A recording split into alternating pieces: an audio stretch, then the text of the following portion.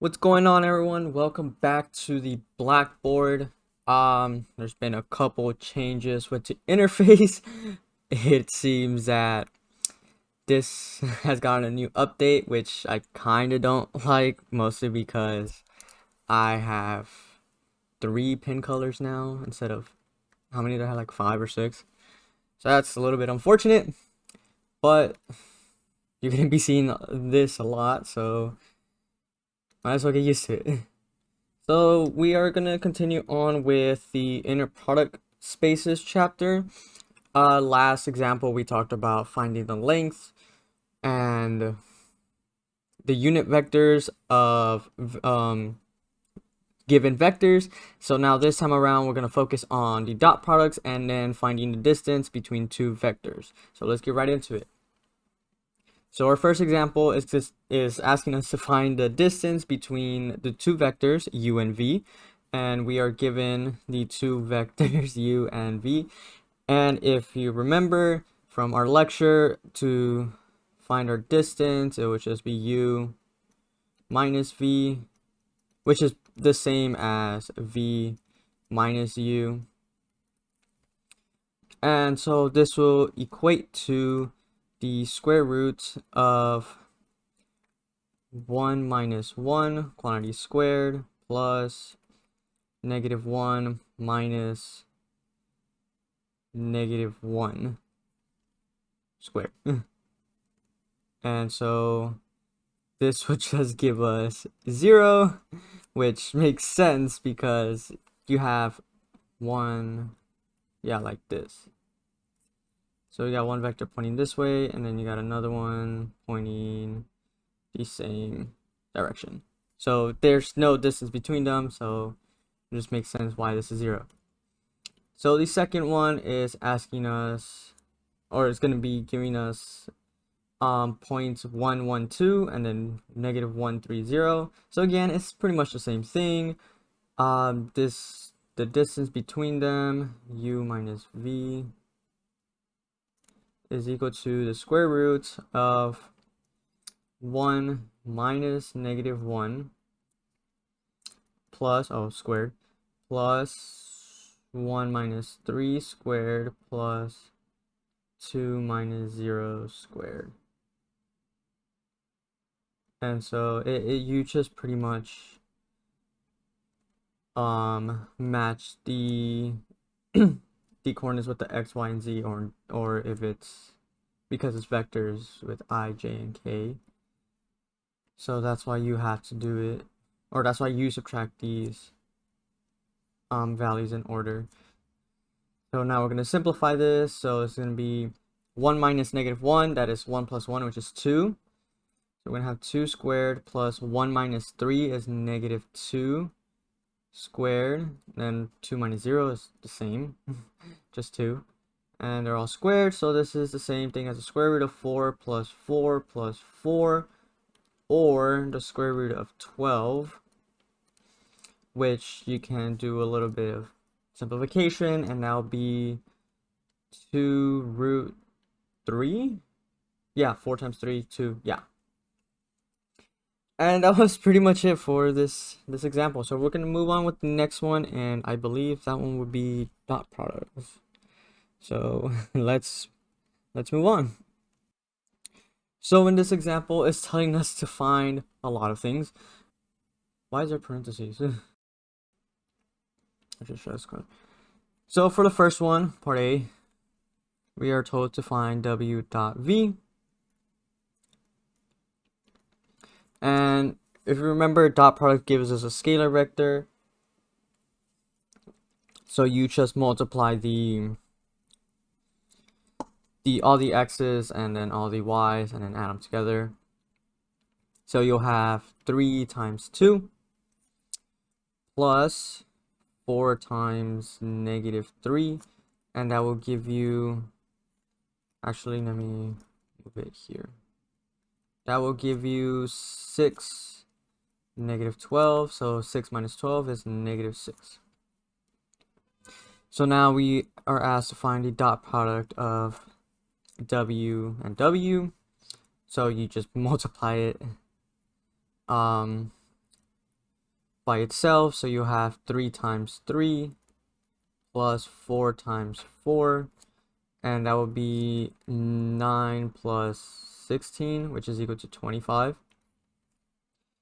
And now it's telling us to find the square of the magnitude of W. So the square of magnitude of W, it is the same thing as the square root of 3 squared plus 4 squared, all of that squared, and that is the same thing as the square roots, or the square and square roots cancel out, so you're just left with 9 plus 16, which is equal to 25. And then what are we? So now we have to find the dot product of W and V, and then multiply it by the vector V. We already know what the dot of WV is, so this is what we did in the first part, so it's a 6. So all we had to do is just multiply it by our vector. So this is equal to -6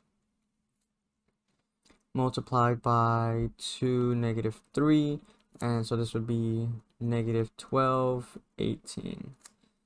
And then lastly is the dot product of W multiplied by 5V. So this is the same thing as W, not dot, 3, 4, dotted with 5 times 2, -3. A little bit of more simplification before we actually start. So dotted with 10, -15. And so this would be 30 times no, not 30. So 30 plus 4 times 15 is -60, so it'll be 30 minus 60, which would be -30. And so yeah, these are our answers. If you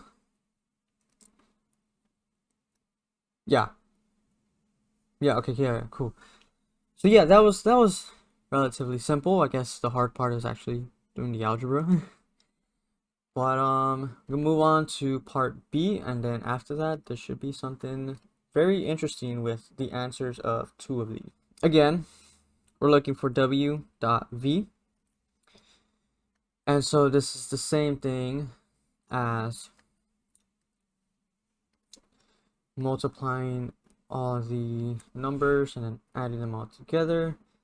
So this would be -1 times 1 plus not negative, 1 times -3 plus 2 times -2, and then add them all together. So you have -1 minus 3 minus 4, and that would be -8. Yeah, -8. The dot product of W itself. So again, you just take you square them, so it'll be -1 squared plus 1 squared plus 2 squared. So that would be 1 plus 1 is 2 plus 4 is 6. And then now it wants us to take, I've noticed I forgot to square this part. The norm squared of W. And so again, it will be the square root of -1 squared plus 1 squared plus 2 squared. Square root all of that, and then square that, and now it'll just be squares cancel out, so you're just left with 1 plus 1, which is 2, plus 4 is 6. And then to find the dot product of W and V multiplied by V, all we have to do is, well, we already know what W dot V is, which is -8. Multiply that by V, 1, -3, -2, and this would be -8, 24, 16. And then lastly, it would be W dotted with 5V. So 5v, this will be the same thing as -1, 1, 2, dotted with 5, -15, -2. And this would be equal to -5 minus 15 minus 4. So that would be -24. So after we did this examples, you've noticed that, or hopefully you noticed that when you take the dot product of the vector itself, you will get some answer, which is the same thing as taking the norm of that vector and squaring it. So I'm pretty sure this will hold true for every vector that you do, which is kind of interesting. It's really, well, yeah, it intuitively makes sense because the dot product, you're just taking you're multiplying the coordinates by itself, so you're squaring them, and then honestly, just to find the magnitude, you take the square root of that. So when you square the square root, those go away, and you're just left with in this case your dot product. So I think that should be, yeah, so that's pretty much it for this example, and we're just gonna move on with our last example, and just gonna go ahead and head over there right now. So for our last example, we are told to find the angle between two vectors. If you recall, to find the angle between two vectors, it's dot product over the magnitude of each vector, and that is equal to the cosine of the angle between them. And so when you find this left side of the portion, then all you can just do is take the inverse cosine and you'll find your theta. So let's get into it. So for for part A, our dot product will be equal to 3 times -2 plus 1 times 4, which is equal to -6 plus 4, which is -2. And then the magnitude of each one, that will just be the square root of 10 for W, and then for V, it will be the square root of 4 plus 16, 20. Yeah. So that means cosine of theta is equal to √10 √20, or -2 over √10 over √20. And so our theta is going to be arc cosine of, I guess I'll just keep it. √10 over -2 over √10 times √20. And when you put that in the calculator, it should give you 98.1 degrees. And then for our last one, it's pretty much the same thing, it's just a lot more, I guess a little bit more work. So U dotted with V, that is the same thing as -1 times plus 12 minus 5 plus 6 plus 0. And so this would be 12 plus 6 is 18, minus 6 is 12. Whoa. And then the magnitude of each one. So for U, it'll be the square root of 1 plus 9 plus 1 plus 2. Not 2. 4. Square rooted. And so that will be a square root of 10, 15. And then for V, its magnitude would be the square root of 1 plus 16 plus 25 plus 9 plus 4. Let's just hope I did that right. 1, 16, 25, 9, 2. And so that would be 25, 54. Square root of 54. And so cosine of theta will be 12 over the square root of 15 multiplied by 12. So that means our theta will be the arc cosine of that. And when you put it into the calculator,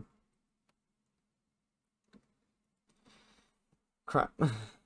Oh, okay. Whoops. I've made a mistake. That's unfortunate. Let's redo this again. I don't even know if it's adding. Yeah, I cannot multiply. So, let's do this again. The dot product is wrong. So, this is -3 times 2. So, this is supposed to be -6. And so that will give us 12 -6 minus 6 plus 0, which is 0. So that means the magnitude of both of them doesn't really matter, because cosine of 90, or not 90, cosine of theta is 0, and that is only true when theta is equal to 90 degrees. And so what we have here is let's just pretend these are, yeah, we have two vectors that are perfectly perpendicular from each other. So what that means is that these two vectors are orthogonal. In other words, they're perpendicular to each other. And this is an interesting property that we will discuss later in this chapter. But for now, it's two vectors that are 90 degrees from each other are completely orthogonal. And so yeah, that concludes this video. I went way over time, but that doesn't matter. Hopefully you learned something, and I'll see you guys in the next one.